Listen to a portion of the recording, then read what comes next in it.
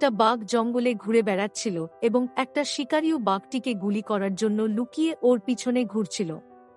এক সময় বাঘটা দাঁড়িয়ে পড়ল। সে ভাবল কেউ একটা যেন আমার পিছনে আসছে। ঠিক সেই মুহূর্তে শিকারীও ভাবল বাঘটিকে গুলি করার এটাই একটা সুযোগ। শিকারী বাঘটিকে গুলি করল, কিন্তু গুলির আওয়াজ শুনে বাঘটি ছুটতে শুরু করল।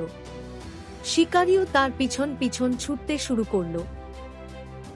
একটা সময় পর শিকারী দাঁড়িয়ে পড়ল আর বাঘটিকে খুঁজতে লাগল। বাঘটি তখন একটা গাছের পিছনে লুকিয়ে পড়েছে।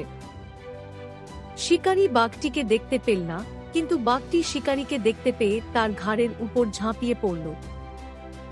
শিকারী ভীষণ ভয় পেয়ে গেল। বাঘ তাকে বলল, তুমি ভয় পেয়েছ? আমিও ভয় পেয়েছিলাম যখন তুমি আমাকে মারার জন্য গুলি করেছিলে।